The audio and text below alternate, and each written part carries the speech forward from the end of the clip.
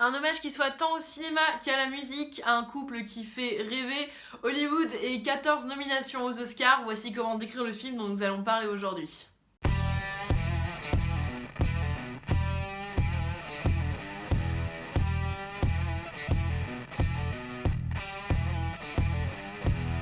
Vous l'aurez compris, aujourd'hui on va parler de La La Land, le film très attendu tourné par Damien Chazelle avec Emma Stone et Ryan Gosling dans les rôles principaux.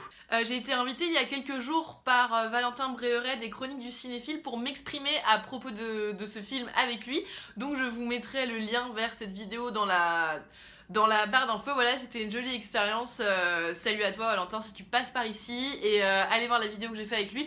Mais je tenais quand même à m'exprimer moi-même aussi un peu sur ce film parce qu'il était justement très attendu, parce que c'est un film qui est déjà sorti depuis des mois aux États-Unis. On sait qu'il a été encensé par la presse là-bas et donc on avait qu'une hâte ici, c'était de pouvoir nous aussi le découvrir. En plus, depuis hier, on sait qu'il a gagné 14 nominations aux Oscars, ce que, si je me trompe pas, est un nouveau record. La hype derrière ce film est quand même énorme, l'attente est vraiment énorme, donc il est quand même important de savoir si l'attente est méritée ou pas.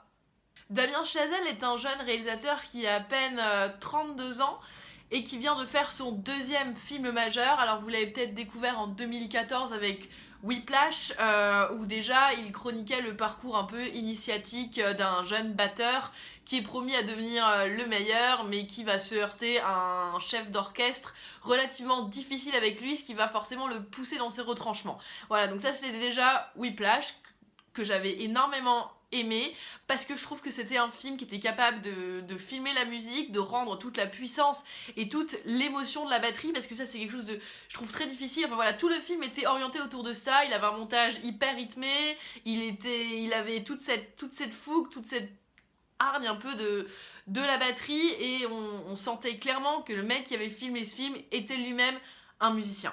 Il revient donc aujourd'hui avec La La Land, qui est estampillé comédie musicale. Donc moi ça c'est un truc qui me rebute absolument. Si vous êtes comme moi et que vous détestez les comédies musicales, je vous garantis vous pouvez quand même aller voir La La Land. Parce que c'est pas une comédie musicale dans le sens vraiment où on l'entend, où la chanson est omniprésente, comme dans Mamma Mia par exemple. Là c'est plutôt un film avec de la musique qui va servir à l'histoire. Peut-être que vous avez vu New York Melody avec Mark Ruffalo et Keira Knightley. Ben là, La La Land c'est un peu le même concept. Donc ça reste agréable, même quand on n'aime pas trop que le film soit perturbé par des chansons. Là il y a un vrai bon rythme à ce niveau-là, les chansons sont vraiment bien amenées et il est sûr que la bande originale va clairement faire un carton, parce qu'en plus les chansons sont vraiment catchy, elles vont vous rester en tête, elles vont vous emmener dans le film, et là elles ont vraiment une vraie valeur ajoutée à l'histoire. L'histoire, elle est très simple. C'est simplement celle de Emma Stone, qui est une jeune actrice dont personne ne voit le talent, et Ryan Gosling, qui lui est un pianiste puriste du jazz, à qui on ne laisse plus vraiment faire ce qu'il a envie. Ces deux-là vont se rencontrer pour essayer ensemble de réaliser leurs rêves, et forcément tout ne va pas toujours se passer comme prévu. Voilà, donc c'est un film qui se passe à Los Angeles, au milieu des studios de cinéma, mais aussi au milieu des bars piano jazz. Enfin, tout ceci a une ambiance très agréable à regarder. Je pense que c'est aussi un vrai hommage à cette ville de Los Angeles qui là ne paraît pas du tout désagréable. Au contraire, on a l'impression que c'est une ville qui regorge de créativité, où plein de choses se passent et qui donnerait presque envie qu'on vienne aussi y tenter notre chance. Si on parle purement de l'intrigue, pour moi celle de La La Land c'est un peu comme Whiplash, c'est une construction très simple finalement, c'est une intrigue qu'on a déjà l'habitude d'avoir vue, mais la manière dont ça va être traité, la manière dont les choses vont être amenées, le choix des scènes qui vont être montrées pour raconter l'histoire, ça c'est intéressant, et malgré le fait que vous avez l'impression d'avoir déjà vu certaines scènes de ce film, enfin plutôt certaines situations de ce film, ça restera quand même vachement innovant. Déjà tout simplement par la manière dont laquelle c'est raconté, deuxièmement par une mise en scène qui est quand même extrêmement léchée, une photographie qui est toujours sublime, et deux acteurs qu'on aime vraiment beaucoup suivre. Alors voilà, c'est sûr, l'histoire va pas révolutionner le cinéma dans le sens où c'est une histoire un peu classique, mais elle est traitée d'une manière qui ne pourra pas vous laisser indifférent. Pour parler de la mise en scène, on voit vraiment que rien n'est laissé au hasard, il y a d'énormes plans séquences qui sont vraiment magnifiques, il y a un vrai choix dans les décors, dans les costumes, dans la mise en lumière et dans la photographie qui est vraiment travaillée sur tous les plans. On voit que tout est maîtrisé, hein. On voit que chaque élément des fois du décor, chaque panorama, chaque pièce choisie pour l'action ont une vraie symbolique dans ce qui va se passer, en fait. En fait, c'est ça, simplement. Rien n'est laissé au hasard. Damien Chazelle, il a pensé tous ses plans. Il a pensé exactement à comment il voulait raconter sa petite histoire. Qu'est-ce qu'il avait vraiment envie de montrer. Et ça passe aussi par les décors, par les jeux de caméra, par le mouvement. Tout ceci donne cette ambiance très distincte du film. C'est à la fois un hommage à la beauté du cinéma comme à la beauté de la musique, et ce qui est sûr, c'est que le mec qui a fait ce film, c'est un passionné de cinéma, mais c'est aussi un musicien.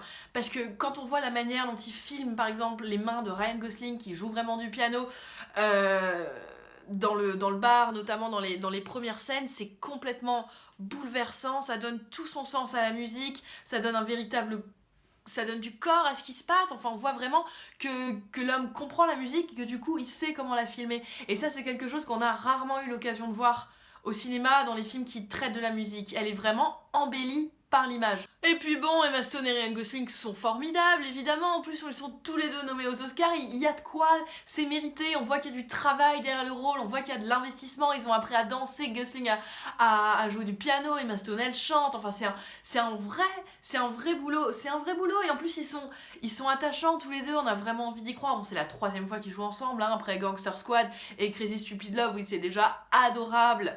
Dedans, là, vraiment, ça donne un côté ultra romantique. C'est un couple qui à l'écran fonctionne vraiment à merveille, parce qu'ils ont une vraie alchimie qui se passe entre eux. Ils vont ensemble physiquement, et puis aussi pour le reste, ils sont simplement très mignons. Ils ont un capital sympathie énorme, surtout elle, je trouve, et ils arrivent comme ça à donner vraiment envie qu'on les suive, à ce qu'on s'intéresse à leur histoire, qui n'est finalement pas très...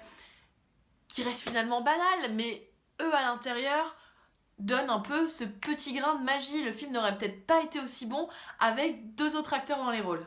J'ai pas tellement envie de m'étendre plus sur ce film parce que, comme je vous l'ai dit, j'ai fait une critique assez conséquente avec Valentin là-dessus, que je vous invite vraiment à aller voir sur sa chaîne à lui. Et puis parce que finalement il n'y a pas énormément de reproches à faire à La La Land. On peut se dire que des fois il y a peut-être juste quelques scènes qui sont un tout petit peu tirées en longueur. Un tout petit peu.